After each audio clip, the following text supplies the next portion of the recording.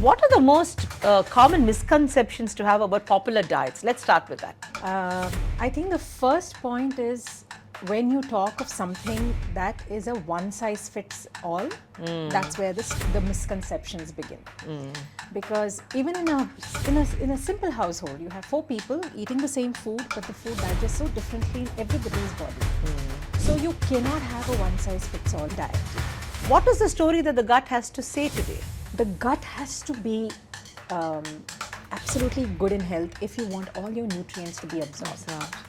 So what happens when nutrients don't get absorbed? Have we, in the olden days, did we ever hear about vitamin D deficiency, B12 deficiency? Calcium, Yes. the big deal today. Magnesium today, it's another hero that everybody is talking about. So why is it that suddenly all of us are deficient in all these vitamins? It's because our gut is not able Absorb. to absorb. So we need to ensure our gut health is good because the nutrient absorption happens there. Many people say that you must have black coffee in the morning. It's very good to melt the fat or to detoxify the liver. What is your opinion? The first thing you need to do is, as soon as you wake up, before you have your coffie or tea, is have a glass of water. Yes. Warm water is very, very important. It's literally like flushing your stomach from the the whole night. There are so many juices and everything that are being produced in your stomach. You need to wash that off first.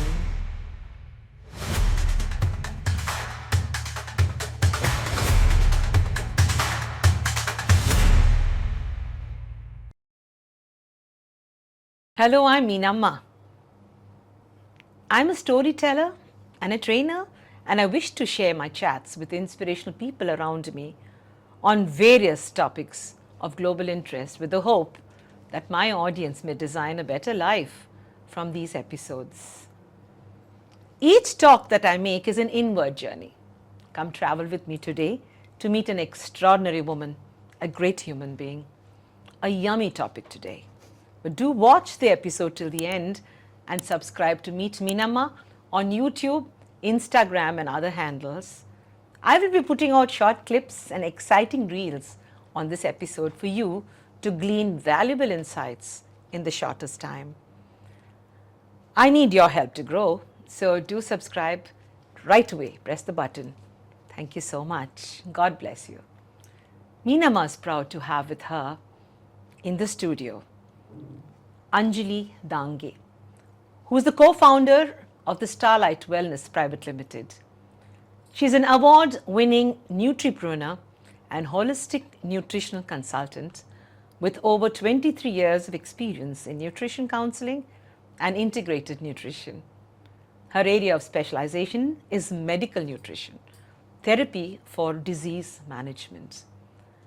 A distinction holder in M.Sc. Food Sciences and Nutrition, Anjali is a member of the Academy of Nutrition and Diabetics, United States of America, the Indian Dietetic Association and Nutrition Society of India, a member of the FICCI Flow, the FICCI Flow, Hyderabad, the Vizag Chamber of Commerce and Industry, and the Rotary Club.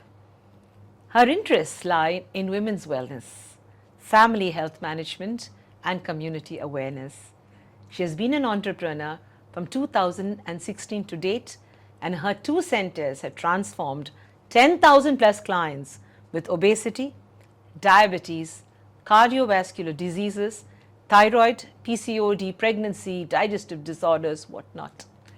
She's been listed among the 20 triumphant women of Vizag and won the R&D Sadhana Excellence Award for the Best Nutrition Enterprise in India 2022. Her international experience for 6 years in Dubai were as a clinical nutrition consultant at WellCare Hospitals, NMC Hospital, PMC and Elixir Centers.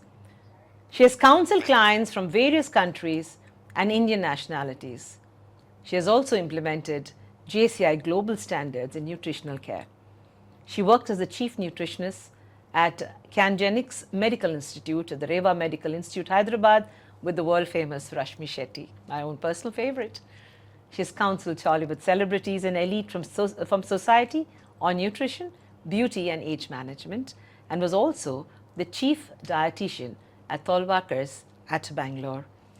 Fluent in speaking 7 languages, Anjali communicates very well a message of healthy eating as a prerequisite for a healthy and disease-free body. Eltama, let us now meet the one and only Anjali Dange. Hi Anjali. That was an introduction, real introduction. How do you feel today on Meenamma seat? I think you reminded me of so many things that I have achieved myself, which sometimes we tend to forget, but when someone else talks about it, we remind ourselves as well. So I'm so happy, and it's such a pleasure to be, and we've been trying to do this for quite some time, and I'm glad I'm here today. Anjali, I'm so happy that you've come to the city from your city, and I'm really grateful for this opportunity because I know time is short for you. But you have become a household name in my city. Sometime back, people did not care much about health or diets or disease. But today, it's the buzzword. And you were on the pulse at the time when it had to be done. Anjali, you are actually, one of the jet setters for the city in this particular sphere. What are the most common misconceptions to have about popular diets? Let's start with that. I think the first point is, when you talk of something that is a one-size-fits-all, that's where the misconceptions begin. Because even in a simple household, you have 4 people eating the same food, but the food digests so differently in everybody's body. So you cannot have a one-size-fits-all diet. So that's where misconceptions begin. And that's what we are constantly on a daily basis trying to bust myths about and teaching people how each one should be eating for their body, their lifestyle, and the timings and the the work environment that they are in, and the stress that they they feel every day. So I think that's basically it. Anjali, you started Starlite at a time when it was, very well ahead of its time. Yes. Many people didn't understand why we needed a nutritionist or a dietitian to tell us what to eat. But today, everyone understands your work. Why did you choose to be a dietitian? It's a very interesting story. I actually wanted to join hotel management after my schooling. And I bought the books and everything, and I said, okay, I'm going to study for it. But at the same time, Mount Carmel College in Bangalore, they introduced a vocational course in nutrition and dietetics along with chemistry and zoology. So what happens is, in my family, I have a lot of doctors. My aunts, they're all doctors. So they wanted me also to go into the medical field, but I wasn't really interested.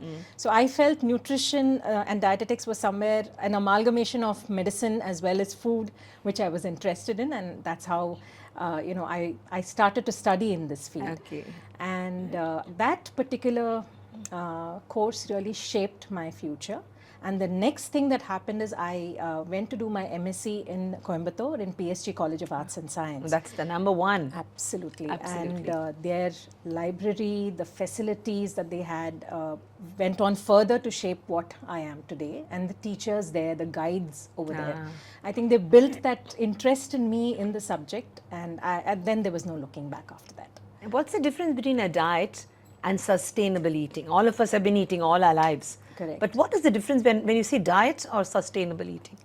Simple. A diet is a toxic relationship, okay? Wherein you're just talking about, initially it's real fun and everything is going great.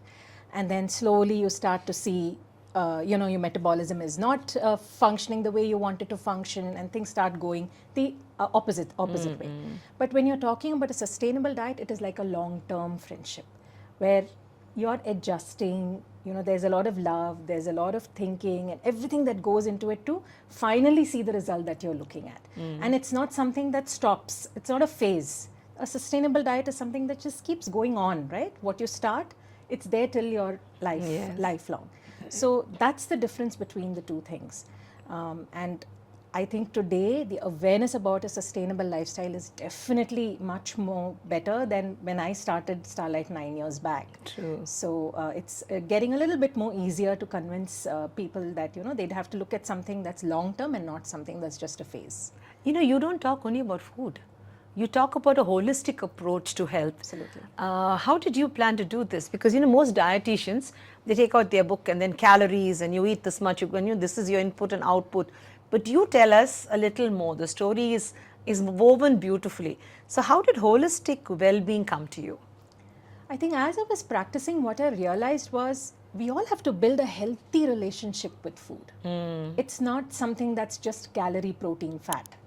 It's beyond that. It has, you look at the 4 different bodies, your physical, emotional, spiritual, you look at all of that, and then your food has so much to do with every one of it. So I think that's where I started to understand that nutrition is just one pillar, and we have to address all the other pillars if we want our health in total to improve. So that's when our counseling sessions started to change, and we looked at nutrition as part of the entire picture. Okay, so when a patient or when a client comes to you, first and foremost, the clients who come to us, do they come with a disease and therefore they have to get well, or there are clients who are healthy and want to maintain a good life? And which is the maximum kind of client you get? So initially when we started, we had a lot of people who were curious. They wanted to understand, okay, what can a nutritionist do for me? So it used to be simple things like, okay, am I eating right or not? That was the question they wanted answered. And then as things started to go further, there were a lot of them who came with disease, like you said. So the disease is already set in, and then they want to do something about it. But today, preventive medicine is much more in the picture. And I think COVID taught us a lot. Yes, yes. So after that, we have been having people who come to prevent. And there are so many AI diagnostics that are available today which predict your future, your health, your future health. All the markers. Exactly. So now people have begun to understand, okay, if that is where I'm heading towards, what can I do today to take care about it? So what is the average age of the students, the clients who come to you? There must be a younger gang now. Yeah, between 25 and 50, I would say, is generally the average. Okay. Yeah. And is there a difference in the older clients and the younger clients in their approach? Because the younger people, there is a generational gap. So Absolutely. That's why I ask you this. I think with the older people, it's not so much about processed food. It's more about teaching them as they grow older how your portions need to change. And if your lifestyle or your exercise or your activities different from what it was when you were working versus when you're retired, there's a difference, right? So you have to change your eating habits as well accordingly. And I think with the older generation, they're overwhelmed with the choices that they have today. True. And they want to stick to their traditional eating habits. But they also are tempted towards this. So I think that's where we come into the picture to teach them what is right and what is wrong. With the younger generation, I think it is more about the social media influence that is there today. Okay. Every one of them watching different things.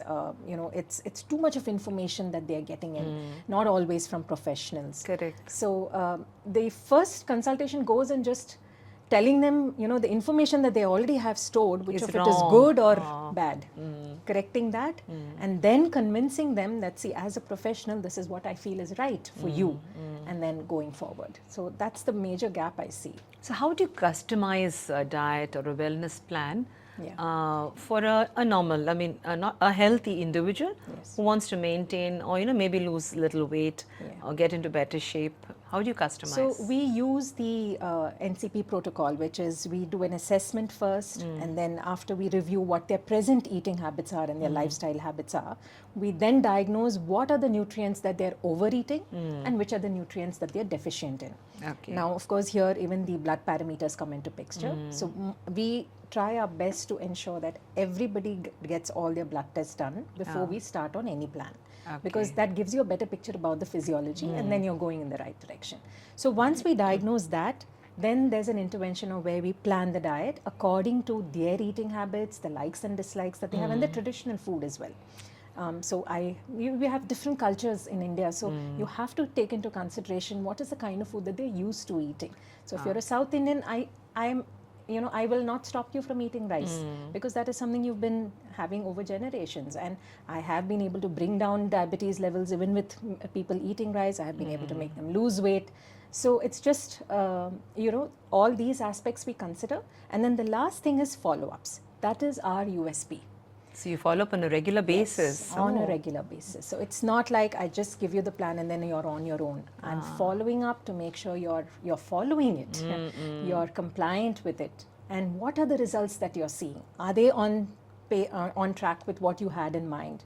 Do I need to do anything further? So every week, and we also teach them how to manage when they eat outside. Because socializing is part of our life. What they choose. Yes, yes. So we teach them, if you're going out to restaurants, what you can choose. If you're going to someone's home and there's a wide buffet spread, how do you manage? So we teach them all of that. Down the years, actually last 10 years, you heard about the South Beach diet, you heard about the keto diet, you now hear about the intermittent fasting. There are so many diets. We don't know whether they're fad diets, but they have names. They have names and everyone's trying everything. What is your opinion on these diets? I feel every one of them does show results. Okay, but every one of them does not fit everyone. So it does not suit everybody. Okay. So there is a specific pattern that suits you, and that is what you have to figure out or find out. So there's a formula for everybody. If there is something that restricts food groups, say for example keto completely cuts off carbs. Correct. So I wouldn't suggest something like that on a long-term basis unless there is a health issue which requires you to do it for a short phase and then you get back to eating normally.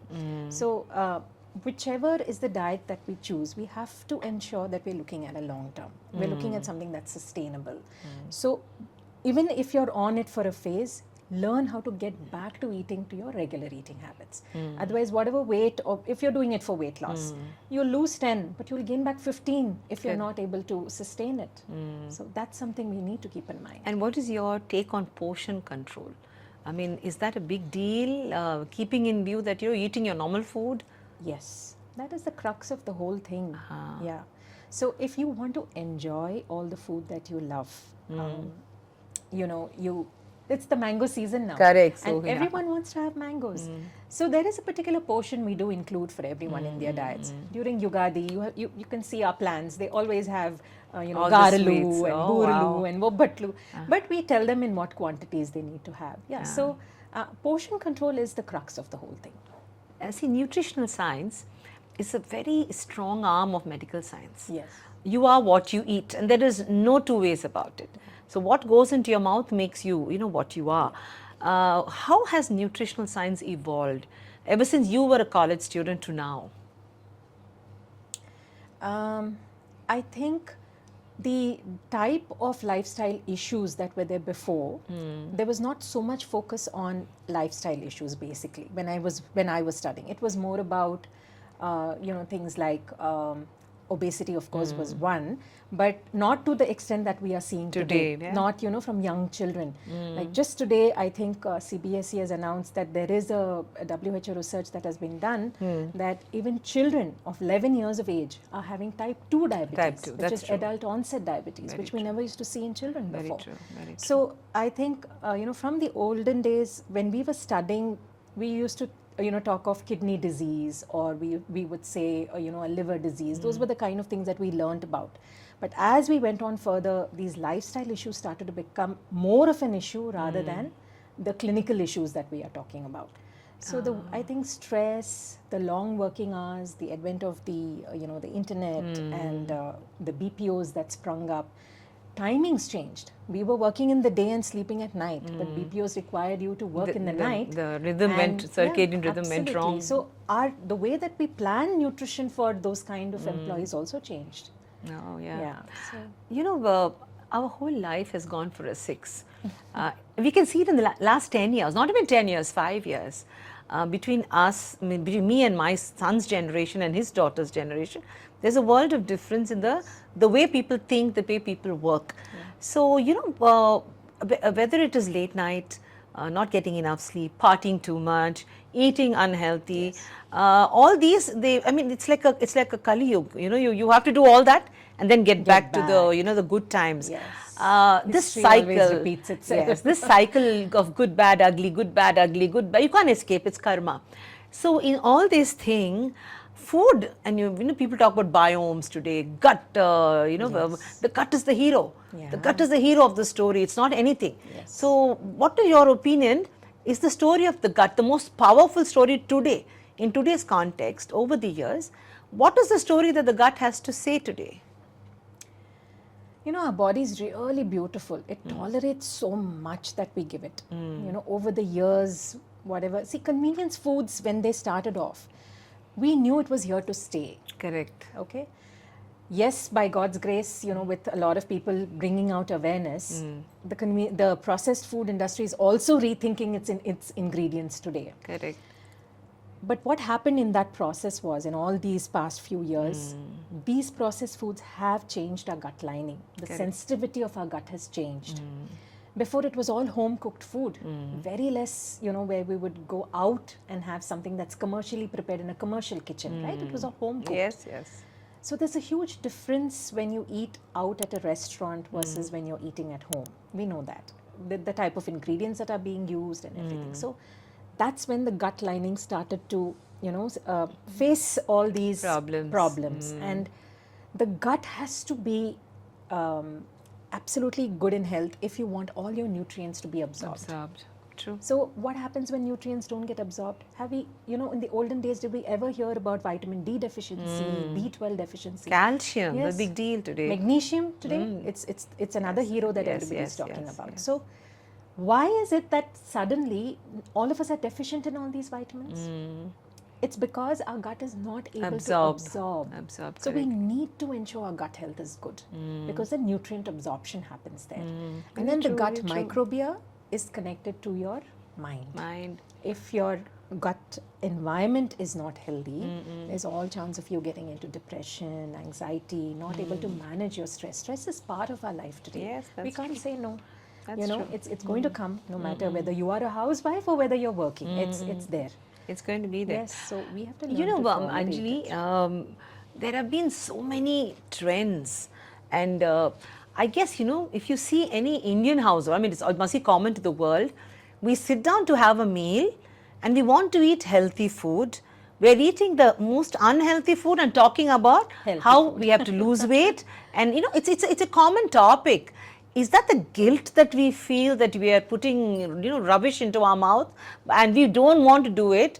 Have you seen this common phenomenon? Yeah. Most of us are guilty of it. We're eating all this oily, you're fried at a party, food, but everybody's talking about health. It's such a paradox, isn't it? What do you feel when you come into a party like this and you're looking around at gluttons, eating everything, like, just dumping into their mouth?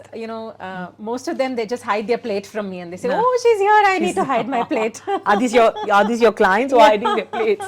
Oh my God. And tell me about vegan diet. Now, that is a diet that interests me because it has some strength. Yeah. But how much do you propagate or talk about the vegan diet? Because, now obviously we know that milk products are not good. Livestock has taken a beating because of the fertilizers and chemicals and things like that. So, organic foods, plant-based foods are back on the table. But having said all that, since you give a balanced diet and you cater to vegetarian as well as non-vegetarian, what is your take on the vegan diet? As long as you're under a professional guidance, I think it's absolutely safe to follow because you need to take certain supplements. There are some nutrients like B12 that you don't get on a vegan diet, calcium that you don't get on a vegan diet. So you need to take your supplements and you need to be under professional guidance so that someone is monitoring to see, okay, are you still balancing whatever you're allowed to eat in a vegan plan? Are you eating it in the right quantities? Are you eating it at the right time? Do you know there are some nutrients that are very well absorbed in the morning? There are some nutrients very well absorbed at night. So beautifully in the olden days, we all would have milk before we go to bed because calcium is well absorbed at night. Oh, yeah. Yeah. And morning, a handful of dry fruits. Everybody says soak your almonds in the night and have them. Because iron is best absorbed in the morning. So when you're having kishmish or dates in the morning, it's the best time for your stomach to absorb those nutrients. So when you're being, a vegan, it's good to be under a professional guidance and follow it accordingly. But I completely propagate it when it's really required. I know of a lot of people who are suffering because of the lactose intolerance. So they need to get onto something like this. With PCOD, PCOS becoming so common, cutting down on gluten and cutting down on lactose is very important. But how do you give them alternatives to it is also equally important. So you propagate supplements? You think it's okay? Because many people are very, vocal about it. Yes, that we should eat from our food, we shouldn't take supplements. And if it was a discussion we were having about, say, 5 or 6 years ago, I would have said yes. But today we know for a fact that even our soil is depleted of so many nutrients. So we need the nutrients. So the plants are not getting the nutrients even from the soil. And already they are deficient in it. And the way that we cook our food, so much of the nutrients are heat labile. So how much are we actually imbibing? So if everything was going good, and if food was giving us everything that we require, then why are we so deficient in certain nutrients, isn't it? There are so many of us who eat a healthy, plan, a balanced diet plan. But still we find that we are low on certain nutrients. So what is this intermittent fasting? When it started, I made so much of sense that, it was like the fasting that we did as children. As farmers as well, yes. no? Yeah. So, but then it started this window concept and confusion on 12, 16, 20. And then, is it, in your opinion, is the intermittent diet required, or can we combine it with your holistic plan and then make a success? I have seen good results with intermittent fasting when it comes to managing your sugar levels, managing your cravings, sugar cravings. A lot of us have that, right? As soon as you finish lunch, something you want to eat sweet. Yeah. So intermittent fasting helps us reduce our cravings. So I use it as a phase in between the balanced diets, but I ensure that your meal is still balanced even when you're on a intermittent fasting. Yes, the windows is definitely confusing, but I look at the lifestyle of a person. See, if you're a person who wakes up at 5 in the morning, it doesn't make sense for me to give you your first meal at 12 in the afternoon. You can't stay. You're going to get ulcers. Absolutely. So I look at all that. Have you had a bout of acidity before? Is there a history of all of that? So based on that, I decide on your timings. And if you're somebody who sleeps early, then yes, having your last meal at 4 or 5 makes sense. But if you're someone who works till like say 1 or 2 in the night, and you're having your last meal at 5 o'clock, it just doesn't make sense. Yeah. So your lifestyle is very important. What are your timings? Does this suit you or not? That's something that you really have to ask yourself. Don't follow it because your neighbor is following it. That doesn't work. This glucose goddess, someone else, I find her interesting, she talks about glucose spikes, and she talks about having, it actually talks about the Indian breakfast. Don't have sugar, etc. And then she talks about, how glucose patterns can change and how apple cider vinegar, she propagates that. In fact, I tried it, but then I had terrible trouble with my teeth. So, have you heard about the glucose goddess? I have heard about her. Now, with the apple cider vinegar, it's good to have it with a straw. That way, then you don't hurt your teeth. But yes, it does help in improving your metabolism. That is true. But the fact about, putting down the Indian breakfast, I'm not really, I think a supporter of that, because I have seen good results with portion controlling even with the Indian breakfast. And today, millets are back. So it's so much more easier to put the millets into your idli and dosa batter, improving your protein content there, reducing on the the rice content of it. So I think you just have to work things around. But tell me, Anjali, I'm very confused. As children, we've always eaten rice in south of India. And suddenly this millet fellow arrives, and then, everyone's glorifying the millet. Is it okay? Is our stomach not getting confused? Is it okay for us to totally stop rice and have millets? Or how does this balance go? So I believe in this. You coexist. You don't have to cut down something because something new came in. Now, even when people started to adopt things from the US, oats came in. We never knew about oats before. Quinoa started to come in. But it's not like because that is there, I'm going to stop eating rice. What I always suggest is you have 7 days in the week. Have 2 days, you have your rice, because your body is going to crave for it more than your body, your mind is going to crave for it. 2 days you stick to millets, and 2 days if you want, you have your rotis. So I divide it that way, such that you can include all of it, because there's good nutrients that are coming in from millets, no doubt about it. And there are, you need to satisfy your mind with the rice. And now you have low glycemic rice options as well, where they are high in fiber and they don't produce as much blood sugar as the regular white rice. So that also have options. Yes. And tell me about the traditional world famous ghee. See, the ghee is the hero of our story. From childhood, we've always enjoyed that 1 spoon of ghee. What is your opinion? Is ghee good or bad? If you're talking about the olden days, the amount of activity they did was also different, right? They weren't just sitting on their laptops the whole day. There was a lot of playing around, climbing trees, walking to places. Today, we even to go a little for long, we need our cars or we need a bike. So if you're active, yes, you can continue to have, you know, the same amount of ghee as what maybe your ancestors were having. But today your lifestyle has changed and you're a little bit more sedentary than what it was before. So maximum about 1 or 2 teaspoons of ghee is good every day. And in fact, people with gut issues, acidity, we do suggest every day in the morning to have a spoon of ghee first. In warm water, isn't Yes, it? either in warm water or you have it Just like separately and that. then drink Oh, a little okay, bit okay, of warm okay. water. So that's very helpful. And definitely, you know, the good fat. So now we've heard about the good fat and the bad fat. So you, apart from the cold pressed oils that we are getting into, having 1 or 2 teaspoons of ghee will give you the good fatty acids as well that are required. And now we talk about oil. That's another, you know, India is famous for its variety of oils. And, you know, from the village times onwards, what oil do you suggest now? Because, you know, there's so many options. People saying no, no, there are question marks on many oil brands and types. Yeah. What do you recommend for a healthy oil? If it's for general Indian cooking, I would recommend the cold pressed oils. But Okay. one thing you need to ensure that you're cooking on medium heat, not on high heat. They don't get denatured otherwise. Yes, yes. I also do suggest olive oil, but if it's Indian cooking for the curries, it is olive pomace oil. Okay. Okay, and definitely. Sorry, is that okay? That's okay. Okay. Cold press oil. One thing. What was the other thing that I wanted to talk about? See, like you have the sunflower oil, all the that free, is, yes. Okay, so when it comes to deep frying, I would suggest stick to refined oil because you know you need to have the oils that are having slightly higher smoking point. Correct. So that's the way I usually suggest, and I ask them to keep a track of how much of oil that they're using in a month because that's important, and you won't believe so many of them don't know it. They're just purchasing. It the just packet happens, is over, yeah. and I'm buying the next one because so many of us have cooks at home now, and they don't pay attention to Correct, you know how correct. much they're using.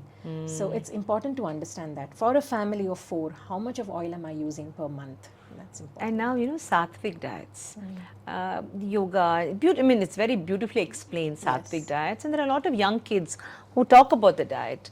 What is your opinion on sattvic diets? Anything that helps you go back to nature is definitely good. And if you're somebody who can sustain it for long also, it's something that will show you tremendous benefit, no doubt about it. But we have a lot of them. I think again we get back to the gut issue. If your gut is good, you will not have any acidity or bloating when you eat raw food. And when you have, you know, the sattvic kind of diet, you have to chew your food well. Well, that's true. You can't Most of them is raw. Yes. Yes. And you know, nowadays, like even lunch breaks are like just you're quickly eating something because you have to go for your next meeting. That won't work because then you'll start getting bloating if you're not chewing your food well. So if you're taking care of all of this, definitely sattvic is something we can look into, and if it's something you can sustain, really great. See, this acidic reflux, it's a very common terminology. Many people are, you know, talking about it and, you know, GERD, what's called GERD. Yes. So what is all this? I mean, why is this sudden upsurge? Why are we talking about this? Back to the processed food. If you read even the simple tomato ketchup packet, you just turn it back and you see the number of preservatives that are added to it. We don't realize. We are just thinking, okay, 1 or 2 spoons of sauce, no, I'm having. But how often are you having it? That much often those chemicals are going into your stomach. So you don't realize that. And then timings. Some people, they're just on coffee the whole day. Very They true. don't eat on time. They don't eat their meals on time. Coffee again erodes the lining of the stomach, right? So Correct. all the more reason for you to get your acid reflux. So the minute you eat food, all that acid that has been produced in the stomach starts to come up. Yeah. Tell me, now talk about coffee. Many people say that you must have black coffee in the morning. It's very good to melt the fat or to detoxify the liver. What is your opinion? The first thing you need to do is, as soon as you wake up, before you have your coffee or tea, is have a glass of warm water. Yes, warm water is very, very important. It's literally like flushing your stomach from the the whole night. There are so many juices and everything that are being produced in your stomach. You need to wash that off first. So you first wash that off. And then after having maybe about soaked nuts or something, only then do you go in for your coffee. Because like I told you, you need to have the protective lining on your stomach before you introduce any caffeine. And But is black it coffee okay to have coffee, black coffee, or regular coffee, South Indian coffee is also okay? Regular South Indian coffee is also fine, as long as you can use a little bit of jaggery instead of sugar. I'm that's not okay. saying it won't produce sugar in your body, but what I'm saying is a little better than having white sugar. Yeah, yeah. And you know, very often we hear of wrong food combinations. Like I remember someone told me, don't have curd rice and egg. Okay. You know, I don't know, it's because it was a great Fish and curd is also fish. one more thing. My Yeah. favorite combination. I was shocked. I said, what? I love these two. I always marry these two. So what are the wrong food combinations? I think that's again very, very individualized. Yeah, I don't think there's again a one size fits all for that. Like I have some clients who cannot have fruits after 4 o'clock in the evening. Yes. It gives them an acidity. So I have to plan their fruits during the morning time. Is that a rare thing or no? It's not common that It's not common. I thought it's a rule that you don't have fruit No, after 4. it's not common. There are many of them who enjoy the fruit at night, doesn't give them any issues at all. Okay. Yeah. But there are many who, can't have. But one thing I would agree, don't mix the fruit with your main meal. Yeah. Always give a gap because, it's good to have a fruit as a snack. We were taught to eat a banana after every meal. Remember all the wedding meals where we overate and our bellies were protruding, and then we had this banana. Because banana is the food for the bacteria of your gut. So that's why the curd and the banana combination. The food is the banana is the food for the probiotic that's there in the curd. So Tell me that's about why. this probiotic gut biome. I mean, everybody is talking about it.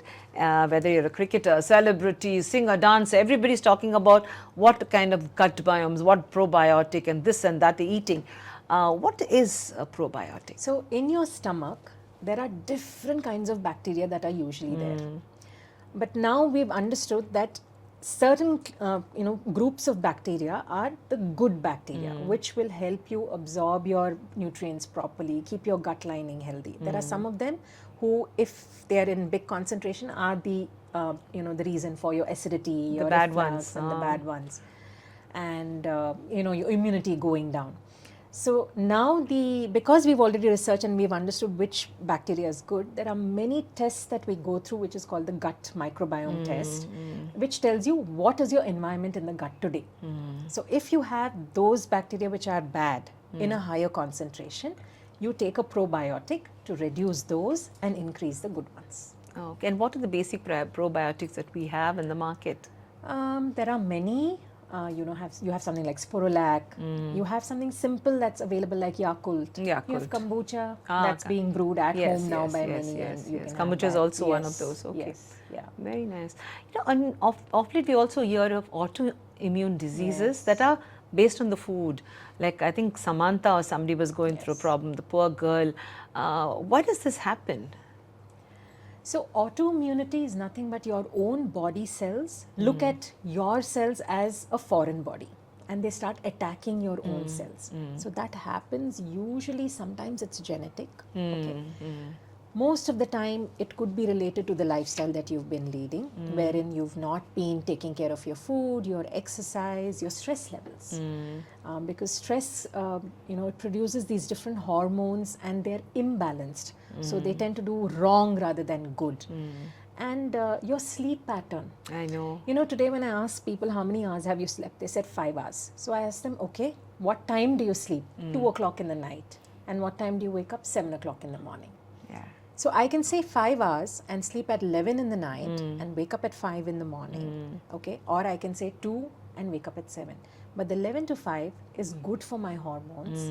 The 2 to 7 is not, because you're not sleeping till 2 o'clock in the night. The rhythm is important. Exactly. All of this leads to autoimmunity starting off. If you catch it in the beginning, where you do your anti-TPO tests, or you get, so there are a lot of tests today. There are markers? Yes. If you get them checked, and it's just in the beginning stages. How do you know when do you have to go to a doctor to check this That's out? why we suggest every 6 months get your blood test done. Most of the executive And health what do we checkups ask for? What is the character? So if you are, you do an anti-TPO test, which is Okay. if you are already a patient with thyroid issues, the anti-TPO marker will tell you whether you have an autoimmune condition because of which your thyroid is affected. Okay. Yeah. Then you have different ones. For SLE, there is a different one. So for each of them, there are different markers that you can do. So yeah, that's why you need to do your blood test every 6 months, so that you can catch it when it's just and then happening. yes. See, anything in the body actually is reversible if you catch it early. Even cancer. Correct, we know. correct, It of course. is. If you catch it a little early, you can always Cure it. Yes, very Yeah. true, very true. And when we were young, my mother used to say, eat breakfast like a king and eat your dinner like a pauper. Is that still there? I mean, still in vogue, or everything has changed? I think Mr. Kellogg started that for all the of bad us. boy. Yes, yes, yes, yes. He wanted to promote his muesli and his cornflakes, correct. and But actually, if you look at our ancestors, the farmers, they wouldn't eat a heavy meal and go to the farm. No, they would eat a brunch after they would work for a little while in the farm. Then they would sit down in the farm and eat their first meal. So it's not always true. But what you eat in the morning is important, okay? And that again depends on what your present health is. Condition is. Yes, some of them need protein in the morning. Some of them need fruits in the morning. Some of them may need a carb and protein combination. So that is personalized and customized. Yeah, so it's good to have a breakfast in the morning. It's actually good to have all your 3 meals. Because now people are talking of 2 meals and even 1 meal. In fact, the Isha one Guruji meal a says day. 1 meal a day. Yeah. That's if you're able to do all the kriyas that he's telling you, because those kriyas are actually helping so many other aspects of your body, right? So if you're able to do those kriyas, you don't need heavy meals. You just need 1 meal a day to nourish you, because your kriyas are helping you with so many of the other things. Yeah, when I look at you, Anjali, I mean, look at the glow on your face, girl. What does Anjali eat on a daily basis? I mean, how does that face look like that? After working for so many hours today. I love my South Indian food. I'm somebody who can't give up rice. So I can, that's what I have. I just have a simple South Indian breakfast, South Indian lunch. And dinner is something that I eat a little light, and I prefer to have just rotis and sabzi. So I'm more of this Indian sort of cuisine at home. Though my kids, they tend to explore on different other things, but this is my comfort food. So I think that's age old, it's been helping me, and thanks to my mom. She was so careful about what she gave us, and it all starts there, right? It starts there. So I see it now because I've studied the subject.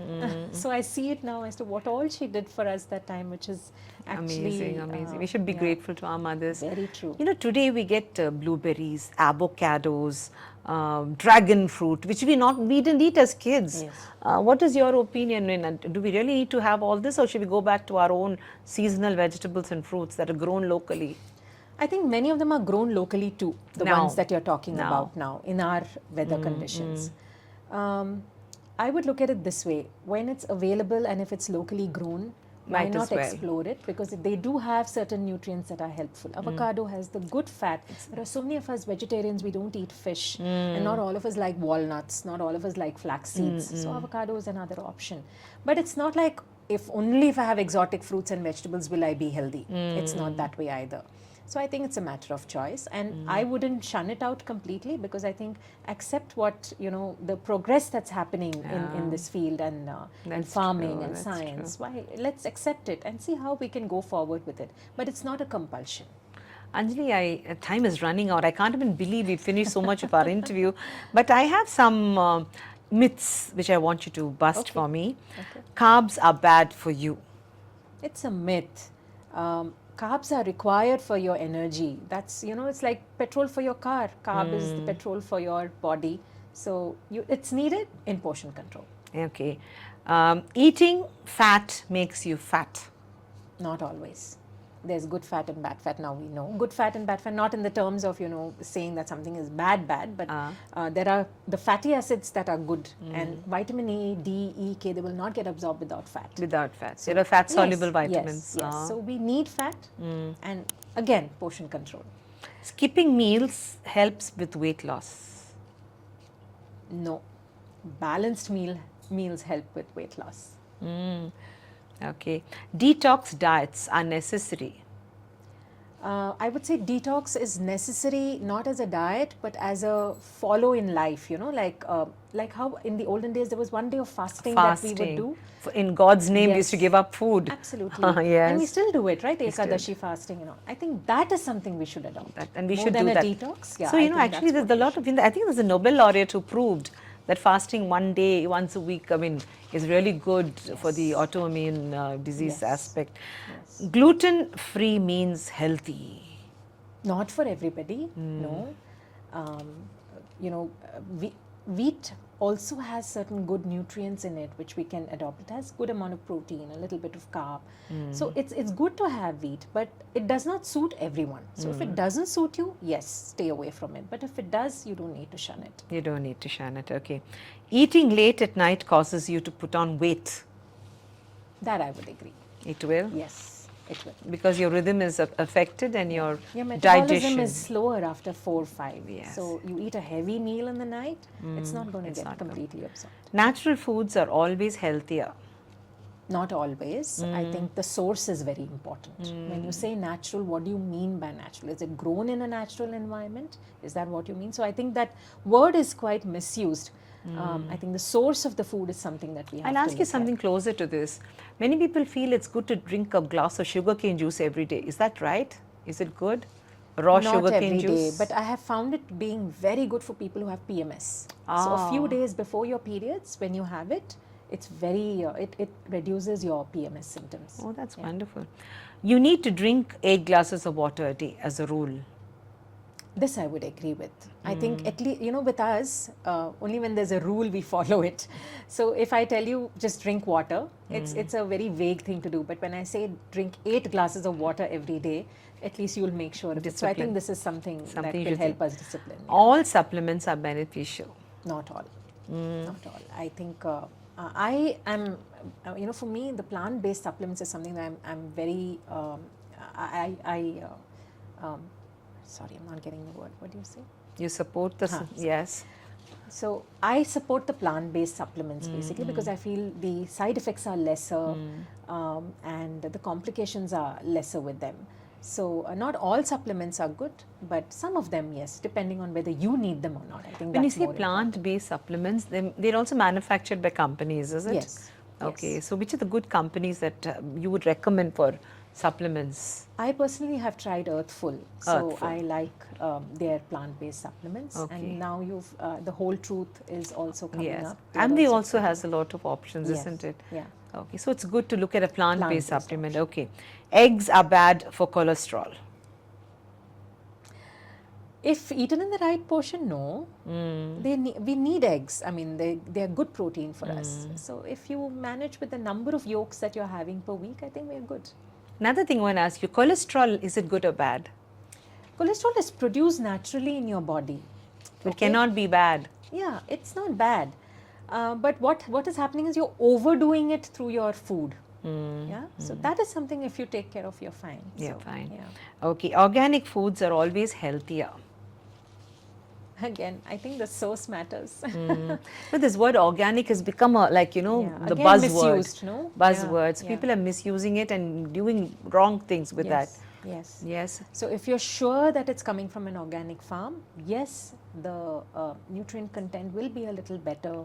And if it's organic and the the transport time has been less between plucking it and onto your shelf, definitely it's something that we can consider. When you go to a foreign country, especially with the United States, spend some time, people cook food and they put it in the fridge for a week. Some people say it's okay as long as it's frozen immediately. What do you say to that?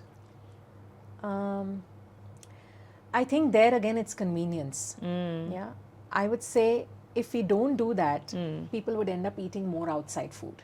Oh, okay, so it's It's a pre-prep devil. that they're looking at. So I think because it's all do-it-yourself there, pre-prepping your food, not like completely cooking it, but maybe pre-prepping it, and then just before you eat, there's just that small little preparation that you need to do and you have it fresh. That I think works. That is okay. Yeah. So you have centers in Dubai, you work in Hyderabad, in Visakhapatnam. Do you find the clientele different, the mindset's different in a small town, a bigger city, and in a foreign country? Yeah. How do they differ? I think when I started in Visakhapatnam, it was all about building the awareness because not everybody knew that you need to see a nutritionist. But by the time I moved to Hyderabad, the awareness was very good there because it was post-COVID and everyone was wanting to do something for their health and improve their immunity. When you're looking at something abroad, there are different nationalities you look at. You Correct. don't just look at one Yes, nationality. yes. So I have to learn about all the different Their foods that foods. are available, and the amount of the choice they have there at their supermarkets. I have to be aware of everything that they are that they can procure and plan accordingly. Yeah, so these are the major differences I feel. You have a lovely event on tomorrow. I wish you all the best. Thank I think you you so have some much. good speakers talking about health. In the last part of this program, as I always ask, what is the advice you give to youngsters who want to get into nutrition and dietetics? I think every one of them should understand that they're going to be transforming lives.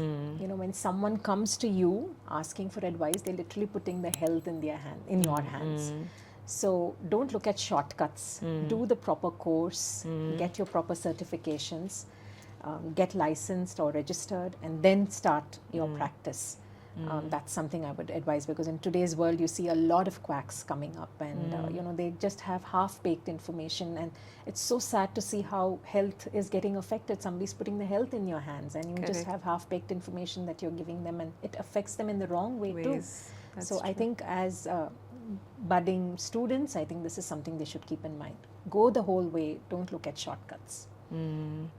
Thank you, Anju. It was such a pleasure to talk to you. And for all those who are watching this episode, I hope you've learned. This simple girl is next to me, is telling you a story about how the clock is ticking. All of us are growing older by every moment that we spend looking at each other. And we have very short expiry dates on the shelf of life. So go get your life, find yourself, try to reverse your age by eating well, working out well, living well, sleeping well, dreaming well, singing well, laughing well, and of course, subscribing to Meet Meenamma. Such a pleasure to have you, Anju, with me. Thank you. And this is a little cup that I give to everybody who visits me. This is a Meet Meenamma you. cup. I wish you a cup full of happiness, and may your cup overflow with good health that you can give to people like all of us. And how do people reach Starlite? Is there any number or a toll-free or hotline? How do we reach you? Yeah, we have the coordinators' numbers in both our clinics. You will give it in the, Yes. so we can put it in the, Yeah. along with the link so that Absolutely. people can see us. Yes. And I don't know whether you've been watching Meet Meenamma, because Meenamma is a woman who refuses to grow old and tries to remain relevant. I would love you to ask all those who are watching and your fans to subscribe to me and to watch Absolutely. these episodes, because I feel that by getting some more support, I'll be able to tell more stories, inspire more people to meet wonderful people like you. So I would like you to say a few words right now about Meet Meenamma and how they can subscribe to me.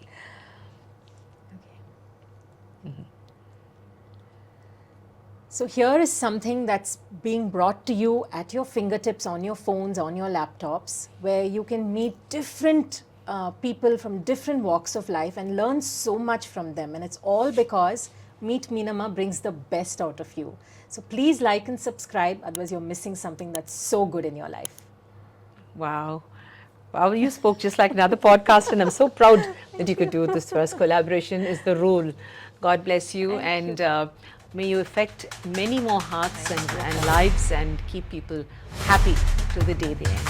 Thank you, Anju. Thank you so much for being here.